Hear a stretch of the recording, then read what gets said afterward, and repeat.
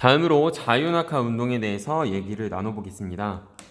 자유낙하 운동이란 이름에 나와 있듯이 우리가 어떤 물체를 떨어뜨릴 때, 즉 내가 물체를 잡고 있다가 지구상에서 가만히 놓아서 물체를 떨어뜨렸을 때 그 물체가 움직이는 것을 우리가 자유낙하 운동이라고 얘기할 수 있어요.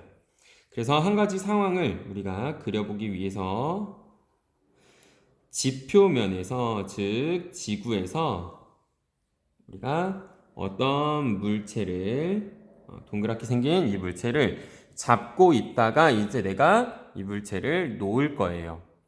그렇게 되면 이 물체는 아래쪽으로 힘을 받겠죠. 왜? 지구가 질량을 가지고 있고 여기 있는 이 물체도 질량을 가지고 있으니까 질량을 가진 두 물체가 서로 잡아당기는 힘, 즉 만류 인력, 지구가 잡아당기고 있으니까 중력이 아래쪽으로 작용을 하겠죠. 근데 이 운동에 대해서 우리가 얘기할 때 먼저 이 공간에 공기가 없다라고 가정을 할게요. 공기가 없다는 말은 같은 말로 우리가 진공 상태라고 해요. 그리고 이 진공 상태, 즉 공기가 없다라는 말은 같은 말로 공기 저항을 무시하자라는 조건과 같아요. 알겠죠? 그래서 요 세 가지 조건은 같은 말이에요. 만약에 이 공간을 우리가 알고 있는 일상처럼 공기가 차 있다면 어떠한 눈에 보이지 않는 작은 입자들이 존재한다는 뜻이고, 이 물체가 아래로 떨어지는 동안 공간을 채우고 있는 아주 작은 입자들과 충돌이 일어나면서 이 물체의 운동에 방해가 생기겠죠. 그것을 우리가 공기 저항력이라고 하는데, 이 공기 저항력까지 지금 따지기에는 매우 복잡하니까 일단 가장 간단한 상황, 어떤 상황? 그런 저항력이 존재하지 않는, 즉 이 공간을 채우고 있는 물질이 없는 진공 상태에 대해서만 얘기를 해볼게요. 그렇다면 우리는 이 중력만을 받는 이 물체의 운동이 어떻게 될지 우리 얘기할 수 있어요. 바로 힘의 정의를 이용해서 얘기할 수 있을 거예요. 자, 여기 있는 이 물체가 중력이라고 하는 힘을 받기 때문에 이 물체는 뭐가 바뀌어야 할까요? 바로 운동 상태가 변하게 될 거예요. 힘이 작용하니까 운동 상태가 변화하게 되겠죠. 자, 선생님이 얘기했던 대로 이 운동 상태라고 하는 건 사실 두 가지 개념을 포함하고 있다. 바로 무엇과 무엇? 운동의 빠르기와 그리고 운동의 방향을 담고 있죠. 그러면 자, 여기 있는 이 물체가 중력을 받아서 어떤 방향으로 운동 상태가 변할까요? 그치, 바로 중력이 작용하는 아랫방향, 즉 지구 중심 방향으로 바뀔 거예요. 자, 운동 상태가 어디로 변한다? 바로 지구 중심 방향. 왜? 모든 물체는 우리 지구가 지구 중심 방향으로 작용하고 있기 때문에 중력이 그래서 모든 물체들은 지구의 중심 방향, 지금 이 상황에선 아랫 방향으로 물체의 운동 상태가 변하게 될 거예요. 자, 그렇다면 이 물체가 운동 상태가 변할 때 자, 얼마나 빠르게 변할까? 자, 이것을 우리가 알기 위해서 실험을 직접 해봤어요. 실험을 직접 하니까 자, 책에 89쪽에 맨 아래 세 번째 줄에 나와 있는 것처럼 이 물체가 어떻게 떨어지더라? 그치. 자, 1초가 지날 때마다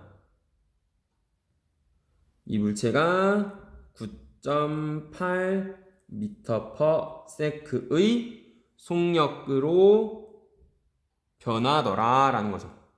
자, 다시 한번 지구에서 자유낙하하는 이 물체는 지구 중심 방향으로 그리고 1초마다 9.8m/s씩 빠르기가 변한다라고 우리가 얘기할 수 있어요. 그런데 여기서 우리 특이한 게 있어요. 바로 특이한 특징이 뭐냐면, 자, 여기 1번 공에 대해서 지금 얘기했다고 가설을 세우고, 자, 두 번째 다른 공을 옆에다 놓을 거예요. 자, 이 공은 어떤 공이냐면 1번에서 썼던 공보다 더 질량이 큰 공이에요.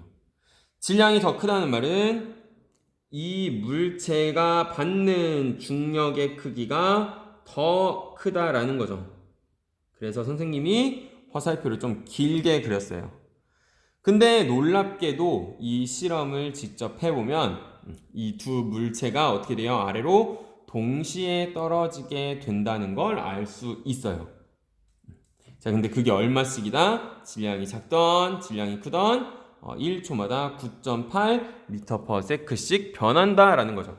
그렇다면 우리는 이걸 보고 어떤 생각을 해야 하냐? 선생님 불명 질량이 큰 2번 물체가 더 큰 힘을 받고 있으면 더 큰 힘이 작용하니까 운동 상태가 더 많이 변해야 돼서 빠르기가 더 많이씩 바뀌어야 할 것 같은데 왜 두 물체가 똑같이 빠르기가 변하게 되는 걸까요? 또는 똑같이 떨어지게 될까요?에 대해서 여러분이 궁금증이 생겨야 돼요. 자, 그럼 우리가 이것을 설명하기 위해서 밑에다가 한번 써보도록 할게요. 먼저 질량이 큰 물체에 대해서 얘기를 해볼게요. 여기 놓여있는 이 질량이 큰 물체는 우리가 방금 얘기했듯이 더 큰 중력을 받죠.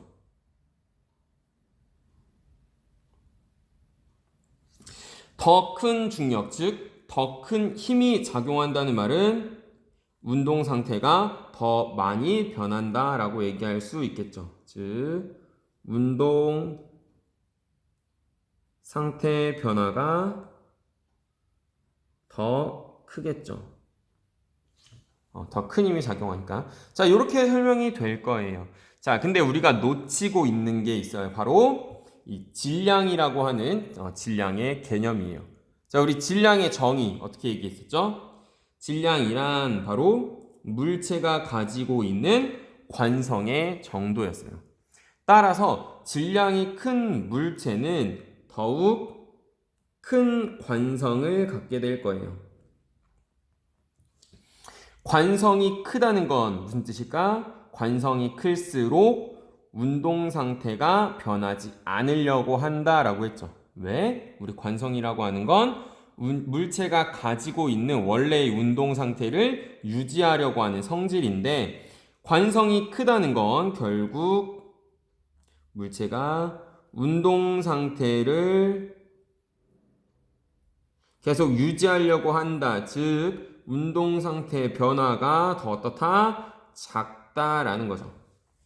그래서 놀랍게도 이 큰 중력에 의해서 운동 상태의 변화가 커지려는 정도와 큰 관성으로 인해서 운동 상태가 작아지려는 정도가 정확히 일치해서 질량이 큰 물체이던 질량이 작은 물체이던 운동 상태 변화가 1초마다 9.8m/s만큼씩 똑같게 되고, 그래서 질량이 작은 물체와 질량이 큰 물체를 우리가 자유낙하 시키게 되면 동시에 떨어지게 될 거예요. 단 뭐가 없을 때? 공기가 없을 때, 또는 공기 저항이 없을 때, 또는 진공 상태에서 이런 결과를 보이게 된다는 거 우리가 추가로 기억을 해주면 좋겠죠. 자, 그렇다면 우리 한 가지 예를 들어볼게요. 우리가 이 중력에 의해서 물체가 어떻게 바뀌는지 알았기 때문에 우리는 요거를 이용해서 이제 앞으로 물체가 어떻게 움직일지 예상할 수 있어요. 자, 무슨 뜻이냐면, 자, 여기 사람이 이렇게 있다가 여기 있는 공을 위쪽으로 던질 거예요. 자, 얼마만큼의 속력으로 던질 거냐면 9.8m/s의 속력으로 던질 거예요.